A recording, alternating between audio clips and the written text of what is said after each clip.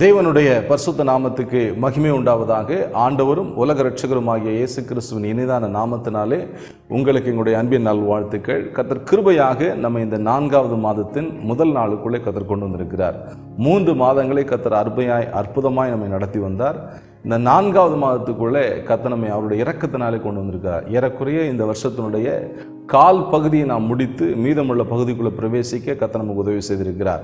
இந்த மாதத்தில் கர்த்தர் கொடுத்த வார்த்தையை நான் உங்களுக்கு வாசிக்கிறேன். கர்த்தர் இந்த மாதத்தின் வாக்குத்தத்த செய்திக்கு ஆதாரமாக ஓசியா தீர்க்கதரிசியின் புஸ்தகத்தில் உள்ள 6ஆம் அதிகாரத்தில் உள்ள கடைசி வசனத்தை நமக்கு வாக்குத்தத்தமாக கொடுத்திருக்கிறார். ஓசியா தீர்க்கதரிசியின் புஸ்தகம் 6ஆம் அதிகாரம் கடைசி வசனம்.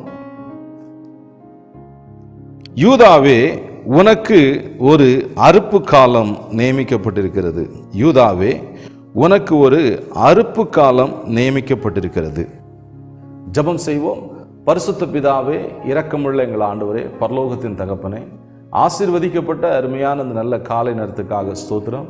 இந்த புதிய மாதத்தில் எங்களை கிருபையாய் கொண்டு வந்தே 3 மாதங்கள் எங்களை அற்புதமாக நடத்தி மற்றும் ஒரு புதிய மாதத்தை எங்களுடைய ஆயுசு நாட்களோடு கிருபையாய் கூட்டி கொடுத்த தயவுக்காக ஸ்தோத்திரம். இந்த காலவெளியில் பரிசுத்தாவே எங்களோடு இடைபடுவீராக. உங்களுடைய வார்த்தையினாலே எங்களை திருப்தியாக்கி நடத்துவீராக. இயேசுவின் நாமத்தில் வேண்டுகிறோம் பிதாவே, ஆமென். தேவனுடைய பரிசுத்த நாமத்துக்கு மகிமை உண்டாவதாக. தேவன் தம்முடைய ஜனத்திற்கு ஒரு அறுப்பு காலத்தை நியமித்திருக்கிறார். பிரசங்கின் புஸ்தகம் 3ஆம் அதிகாரத்தில் நாம் வாசிக்கிறோம், நட ஒரு காலம் உண்டு, நட்டதை பிடுங்குவதற்கு ஒரு காலம் உண்டு. நம்முடைய ஆண்டவர் நம்மை விதைக்க செய்து அதுக்கு நீர் பாய்ச்ச செய்து அதை அவர் விளைய செய்து ஏற்ற வேளையில் நாம் அறுவடையை பெற்றுக்கொள்ளும்படியாகவும் கர்த்தர் நமக்கு அனுகிரகம் பண்ணுகிறார். இந்த 4வது மாதத்தில் கர்த்தர் நமக்கு ஒரு அறுவடையை வைத்திருக்கிறார். இது அறுவடையின் மாதம். நாம் கர்த்தருடைய ஆசீர்வாதத்தின்படி நாம் இந்த மாதத்தில் அறுவடை செய்ய போகிறோம். யாருக்கு இந்த அறுவடை கர்த்தர் வாக்கு பண்ணுகிறார் என்று சொன்னால், யூதாவுக்கு. யூதாவே, உனக்கு ஒரு அறுப்பு காலம் நியமிக்கப்பட்டிருக்கிறது. யூதா என்று சொன்னால் என்ன? இப்பொழுது நான் கர்த்தரை துதிப்பேன். எதற்காக துதிப்பேன்? இதுவரை எனக்கு கர்த்தர் செய்த நன்மைக்காக நான் கர்த்தரை துதிப்பேன் என்று சொல்லி அவனுக்கு யூதா என்று பெயரிட்டாள் என்று சொல்லி ஆதியாகமத்தின் புஸ்தகம் 39ஆம் அதிகாரத்தில், மன்னிக்க வேண்டும், 29ஆம் அதிகாரம் கடைசி வசனத்தில் நாம் வாசிக்கிறோம். யூதா என்றால் இதுவரைக்கும் செய்த நன்மையை நினைத்து கர்த்தரை துதிக்கிற கூட்டம். நாம் கர்த்தரை துதிக்க துதிக்க நமக்கு ஒரு அறுவடையின் காலத்துக்கு கர்த்தர் ஆயத்தம் பண்ணுகிறார். கர்த்தர் நம்முடைய மெய்ப்பராக இருக்கும் பொழுது கர்த்தர் நமக்கு பந்தியை ஆயத்தம் பண்ணுகிறார் என்று சங்கீதம் 23ஆம் சங்கீதத்தில் வாசிக்கிறோம். இந்த வேத வசனத்தின் அடிப்படையில் தேவனை துதிக்க துதிக்க துதிக்க நமக்கு ஒரு அறுவடையின் காலத்தை நம்மை படைத்த ஆண்டவர் நமக்கு என்று ஆயத்தம் பண்ணுகிறார். நாம் கர்த்தரை துதிக்க ஆரம்பிக்கும் பொழுது நாம் அறுவடையை பார்ப்போம் என்பதில் எந்த விதமான சந்தேகம் இல்லை. விசேஷமாக நம்முடைய தேசத்தின் தேர்தலுக்கு நேராக நாம் வந்திருக்கிறோம். இந்த மாதத்தில் நம்முடைய தேசத்தினுடைய, நம்முடைய மாநிலத்தினுடைய தேர்தலை நாம் சந்திக்க போகிறோம். இந்த தேர்தல் காலத்தில், இந்த முக்கியமான ஜெபிக்க வேண்டிய ஒரு நேரத்தில் தேவன் நமக்கு கொடுக்கிறார், நான் உனக்கு ஒரு அறுவடையின் காலத்தை வைத்திருக்கிறேன். நமக்காக நம்முடைய தேவன் ஒரு அறுவடையின் நாட்களை வைத்திருக்கிறார். பயப்பட வேண்டாம். என்ன ஆக போதோ, ஏதாக போதோ, அடுத்தது யார் நாட்டை ஆண்டு கொள்ள போகிறார்களோ, என்ன நடக்க போகிறதோ, எப்படி இருக்குமோ அடுத்த ஆட்சி, எந்த பதட்டம் வேண்டாம். கர்த்தரை நம்புகிறவனோ பதறான், தேவனை விசுவாசிக்கிறவன் பதறான். நாம் கர்த்தரை நம்புகிற பிள்ளைகள், நமக்காக நம்முடைய ஆண்டவர் ஒரு அறுவடை நாட்களை வைத்திருக்க என்பதை விசுவாசித்து நாம் அதை பெற்றுக்கொள்ள ஆயத்தமாக இந்த காலவெளியில் ஆவியா நம்மை அறிவுறுத்துகிறார். உலகம் முழுவதும் யுத்தங்களாலும் இரத்தங்களாலும் நிறைந்து வறுமையை எதிர்நோக்கி இந்த உலகம் போய்கொண்டிருக்கிறது. மிகப்பெரிய பஞ்சத்தை எதிர்நோக்கி இந்த உலகம் போய்கொண்டிருப்பதை நம்ம எல்லாம் செய்திகளில் அறிந்திருக்கிறோம். இப்பொழுதே எரிவாயு தட்டுப்பாடு, எரிபொருட்கள் தட்டுப்பாடு, பல காரியங்களை நாம் சந்திக்க வேண்டிய சூழ்நிலைக்குள்ளே போய்கொண்டிருக்கிறோம். ஆனால் அவரை ஆராதிக்கிற அவருடைய ஜனங்களுக்கு கர்த்தர் சொல்லுகிறார், யூதாவே, உனக்கு ஒரு அறுப்பு காலம் நியமிக்கப்பட்டிருக்கிறது. பிரியமானவர்களே, நம்மை சுற்றியுள்ள சூழ்நிலை பார்த்து நாம் சோர்ந்து போக வேண்டாம். கர்த்தர் நமக்கென்று வைத்திருக்கிற காலங்களுக்குள்ள பிரவேசிக்க நாம் நம்மை ஆயத்தப்படுத்துவோம். நமக்காக தேவன் ஒரு அறுவடை கொடுக்க எழும்புகிறார். 1 கொரிந்தியர் 3ஆம் அதிகாரம் 6ஆம் வசனப்படி, நடுவது நீர் பாய்ச்சுவது தான் நம்முடைய வேலை. விளைய செய்து அறுவடைக்குள்ளே கொண்டு போவது நம்முடைய ஆண்டவராகிய தேவனுடைய வேலை. நாம் அநேக காரியங்களை பார்க்கிறோம்.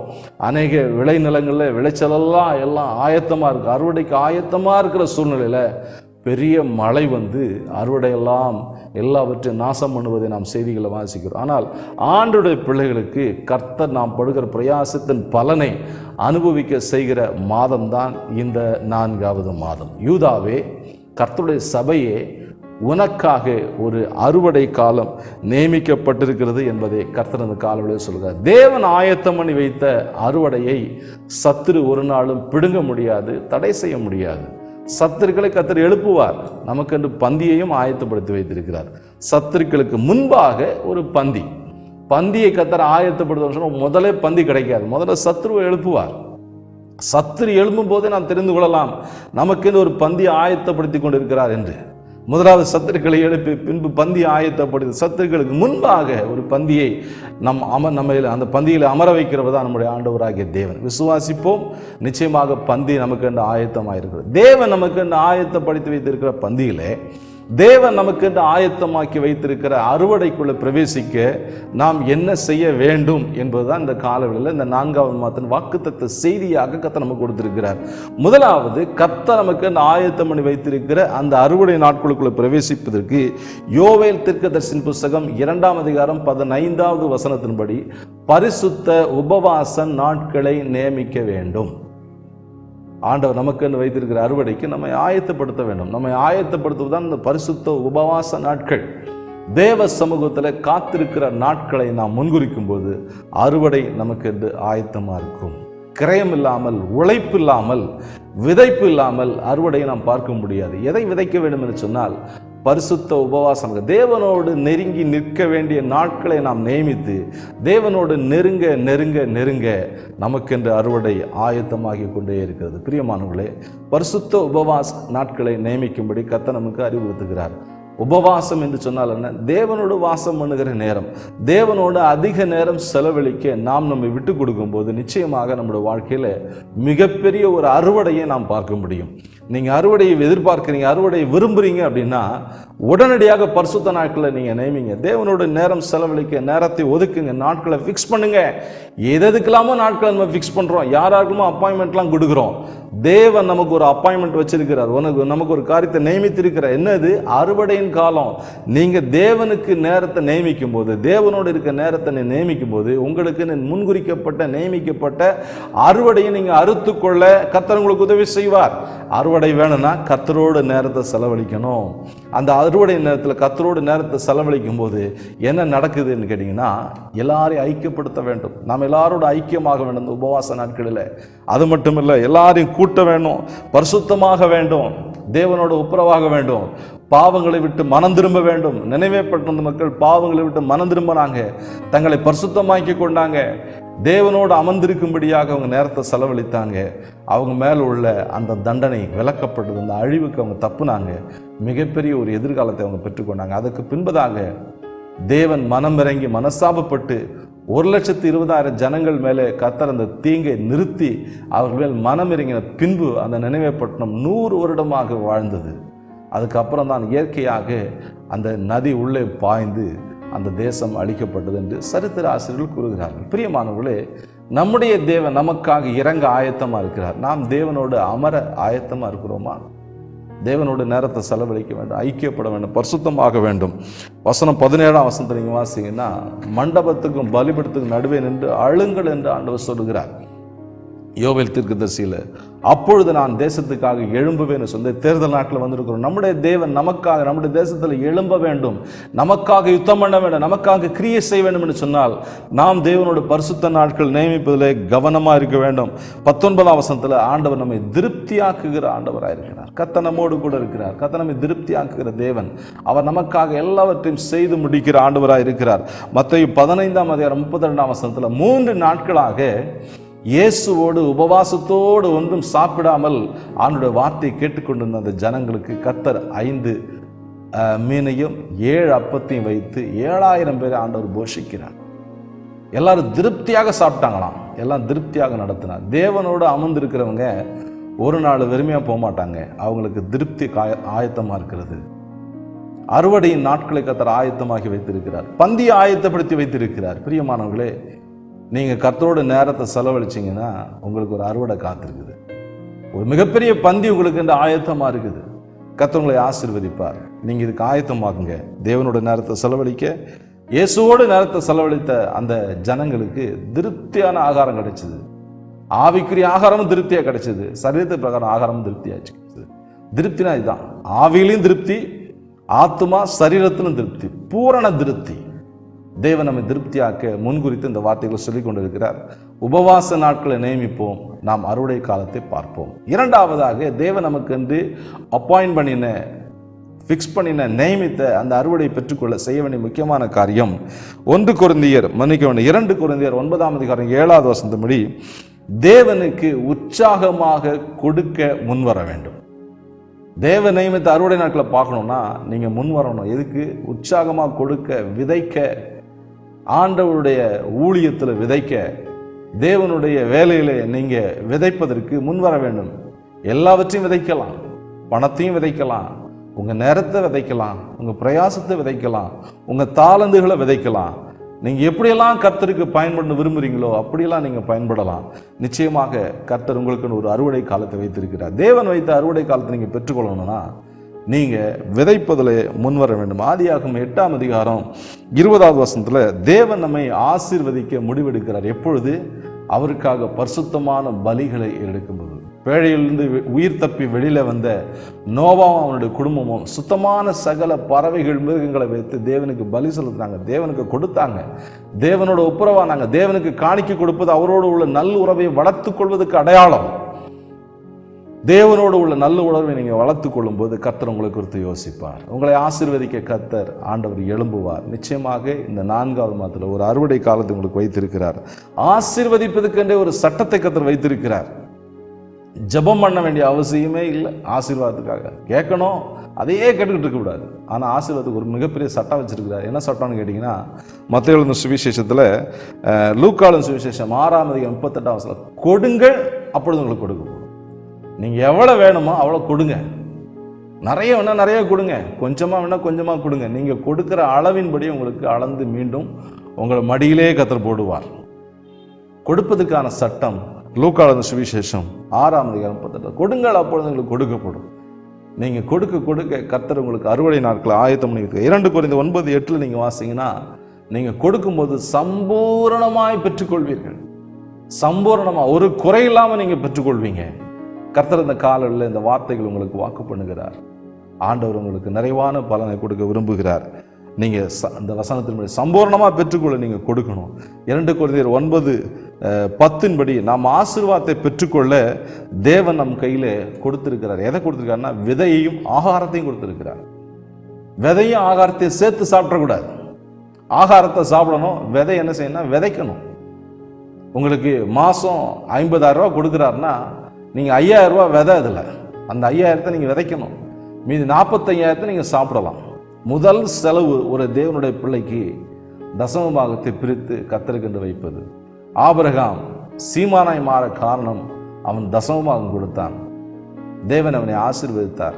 பூமி தாங்க மாட்டதாய் அவனுடைய ஆசீர்வாதங்கள் இருந்தது. அவனுடைய சந்ததியும் ஆசீர்வதிக்கப்பட்டது. நீங்களும் உங்கள் சந்ததியும் ஆசீர்வதிக்கப்படணும்னா தேவனுக்கு பயப்படுகிற சட்டத்தின் வெளிப்பாடாகிய தசம பாகத்தை நீங்கள் கர்த்தருக்கு கொடுக்கணும். அது கர்த்தருக்குரியது. இதுக்கு வேத வசனம் நிறைய ஆராய்ச்சி பண்ணிங்கன்னா நீங்கள் ஆராய்ச்சி பண்ணிக்கிட்டே இருக்க வேண்டியதான். நீங்கள் கர்த்தருக்குன்னு பயந்து, நீங்கள் கர்த்தருக்கு பயப்படுகிற அடையாளம் தான் காணிக்கை தசம பாகம். நீங்கள் அதுக்கு ஏன் கொடுக்கணும், எப்படி கொடுக்கணும், இவங்களுக்கு தான் கொடுக்கணும்னா கர்த்தர் நீங்கள் பயப்படல, அந்த பயத்தை கொடுத்து அலட்சியம் பண்ணுறீங்கன்னு அர்த்தம். நீங்கள் அலட்சியம் பண்ணிங்கன்னா கர்த்தர் உங்களை ஆசீர்வதிப்பதில் சந்தேகப்படுவார். கர்த்தர் உங்களை ஆசீர்வதிப்பதில் தாமதிப்பார். ஆசீர்வாதங்கள் தடைபட்டு கொண்டிருக்கும். நேர்த்தியான ஆசீர்வாதங்களுக்கு வேணும். கர்த்தர் நியமித்த அறுவடை நாட்களை போகணும்னா நீங்கள் விதைக்க வேண்டும். விதையையும் ஆகாரத்தை உங்கள் கையில் கர்த்தர் கொடுத்துருக்கிறார். எல்லாத்தையும் நீங்கள் சேர்த்து சாப்பிட்டுட்டு உட்காந்துருக்கக்கூடாது. விதையை விதைக்க வேண்டும், ஆகாரத்தை புசிக்க வேண்டும். கர்த்தர் உங்களை திருப்தியான நாட்களுக்குள்ளே உங்களை நடத்துவார். கடைசியாக தேவன் வைத்திருக்கிற அறுவடைக்குள்ளே நீங்கள் பிரவேசிக்கணும்னா 1 தெசலோனிக்கர் 3:3 உபத்திரவங்களை சகிக்க நீங்கள் விட்டு கொடுக்கணும். நிறைய பேருக்கு சுகமான வாழ்க்கை தான் ரொம்ப விருப்பம். சிலுவை அவங்களுக்கு விருப்பம் கிடையாது. உபத்திரவங்கள் அவங்களுக்கு விருப்பம் கிடையாது. இயேசு கிறிஸ்துடைய பாடு மரணங்களை தியானித்து கொண்டிருக்கிற நாட்களிலே நாம் உபத்திரவங்களை சகிக்க நம்மை அர்ப்பணிக்கணும். உபத்திரவங்களை சகிக்காதவன், உபத்திரவங்களை ஏற்றுக்கொள்ளாதவன் ஒரு நாள் அறுவடையை பார்க்க முடியாது. இயேசு உபத்திரவத்தெல்லாம் ஏற்றுக்கொண்டார். சிலுவையை மனப்பூர்வமாக ஏற்றுக்கொண்டார். இயேசு எல்லாவற்றையும் சகித்தார். உபத்திரவங்களை, விபரீதங்களை இயேசு சகித்தார். அப்படிப்பட்ட இயேசுவுக்கு கடைசியாக பரலோக பிதா மிகப்பெரிய ஒரு அறுவடையை வைத்திருந்தார். பிரியமானவர்களே, நம்முடைய வாழ்க்கையிலும் உபத்திரவங்களை சகிக்க நாம் நம்ம விட்டு கொடுக்க வேணும். சகிப்புத்தன்மை நமக்கு தேவை. எங்கே சகிப்புத்தன்மை ஆரம்பிக்கிறது? 1 கொரிந்தியர் 13ஆம் அதிகாரம் 4 முதல் 7 வசனம் வாசிங்கன்னா அன்பை குறித்து வாசிக்கிறோம். அன்பு இல்லாதவன் எதையும் சகிக்க மாட்டான். அன்பு சகலத்தை தாங்கும், சகிக்கும். தேவனாகிய பரலோக தேவன் தம்முடைய சொந்த குமார் செல்லகுமார் நமக்கு என்று கொடுத்தார். இயேசு நம்ம மேல் வைத்த அன்பின் நிமித்தம் எல்லாவற்றையும் சகித்து கொண்டார். இயேசு சகிக்காதே நாம் சகிக்க போகிறோம். இயேசு நமக்கு எவ்வளவு சகித்திருக்கிறார். நமக்குன்னு தேவன் வைத்திருக்கிற அந்த சிலுவை பாதையிலே நாம் சகிக்க நம்மை விட்டு கொடுக்க வேண்டும். ஒரு சின்ன அவமானம் சகிக்க முடியல, ஒரு சின்ன வேதனை நம்மால் சகிக்க முடியல. இயேசு நமக்காக எவ்வளவோ சகித்தார். நாம் கர்த்தருக்கின்ற சகிக்க நாம் நம்மை விட்டு கொடுப்போம். யோவான் 3:16 தேவனுடைய அன்பின் வெளிப்பாடாக இயேசு ஆண்டவராகிய தேவனால் அனுப்பப்பட்டு நமக்காக எல்லாவற்றையும் சகித்து சிலுவை ஏற்றுக்கொண்டார். சிலுவையில் இயேசுடைய அன்பை நாம் பார்க்கிறோம். நாமும் கூட இயேசுவின் மேல் அன்பு செலுத்துறவங்களா இருந்தால் எல்லாவற்றையும் சகிக்கணும். எல்லாவற்றையும் சகித்த இயேசுவுக்கு பிதாவாகிய தேவன் என்ன கொடுத்தார்? ஏசாயா 53ஆம் அதிகாரம் கடைசி வசனத்தின்படி அநேகரை பங்காக பிதாவாகிய தேவன் இயேசுவுக்கு கொடுத்தார். பலவான்களை கொள்ளையாக இயேசுவுக்கு கொடுத்தார். இந்த உலகத்தில் உள்ள எல்லா காரியங்களும் இயேசுவுக்கு கீழ்ப்படுத்தப்பட்டது. இயேசு சகித்தார். எல்லாவற்றுக்கும் மேலாக இயேசு உயர்த்தப்பட்டார். பிரியமானவர்களே, நீங்கள் உயர்வு அடையணும்னு விரும்புனீங்கன்னா தேவன் வைத்த பாதையில் சகிங்க, பொறுத்து கொள்ளுங்க, வேதனைகளை சகித்து கொள்ளுங்க. உங்களுக்கு என்று வைத்த சிலுவையை நீங்கள் சுமக்க சந்தோஷமாக போங்க. நிச்சயமாக கர்த்தருடைய வாழ்க்கையில் பெரிய அறுவடை வைத்திருக்கிறார். யூதாவே, உனக்கு ஒரு அறுப்பு காலம் நியமிக்கப்பட்டிருக்கிறது. அறுவடையை நீங்கள் ஆயத்தமாக இருக்குது. உங்களுக்காக அறுவடையை பெற்றுக்கொள்ள வேண்டும் என்று சொன்னால் முதலாவது நீங்கள் செய்ய வேண்டிய காரியம் பரிசுத்த உபவாச நாட்கள் நியமிக்க வேண்டும். 2வது தேவனுக்காக விதைக்க கொடுக்க நீங்கள் முன்வர வேண்டும். கடைசியாக சகிக்க நீங்கள் விட்டு கொடுக்கணும், ஆயத்தமாக இருக்கணும். கர்த்தர் இந்த வார்த்தையின்படி உங்களை ஆசீர்வதிப்பாராக. உங்களுக்கு என்ன ஒரு அறுவடை காலம் நியமிக்கப்பட்டிருக்கிறது. நீங்கள் அறுவடை பெற்றுக்கொள்ள ஆயத்தமாக இருங்கள். கர்த்தர் உங்களை ஆசீர்வதிப்பார். ஜெபிக்கலாம். பரிசுத்த பிதாவே, இரக்கமுள்ள எங்கள் ஆண்டவரே, பரலோகத்தின் தகப்பனே, இந்த புதிய மாதத்தின் கால வேளையிலே அறுவடை குறித்து எங்களுக்கு பேசினீங்க ஆண்டவரே. எங்களுக்குன்னு ஒரு அறுப்பு காலத்தை நியமித்திருக்கிறீங்க. இந்த வார்த்தைக்காக உங்களுக்கு ஸ்தோத்திரம். இந்த வார்த்தை கேட்டு இந்த மக்களை பிதா, குமாரன், பரிசுத்தாவின் நாமத்தினாலே அப்படின்னு ஆசீர்வத்தை ஜெபிக்கிறேன். தொடர்ந்து பிள்ளைகள் நடத்துங்க, பெரிய காரியங்கள் செய்யுங்க. இம்மட்டும் நடத்தி வந்த எபினேசர் தொடர்ந்து நடத்துவீராக. இந்த மாதம் பிள்ளைகளுக்கு ஆசீர்வதிக்கப்பட்ட மாதமாய், அறுவடையின் மாதமாய், ஆண்டவரே பந்தியிலே அமர்ந்திருக்கிற ஒரு மாதமாய் இருக்க அப்படின்னு நம்முடைய நாமத்தினால பிதா, குமாரன், பரிசுத்தாவின் நாமத்தினால் ஆசீர்வத்தை ஜெபிக்கிறேன். வழி நடத்துங்க. இயேசுவின் நாமத்தில் வேண்டுகிறோம் பிதாவே. ஆமென். God bless you. கர்த்தர் உங்களோடு இருப்பார். கர்த்தர் நடத்துவார்.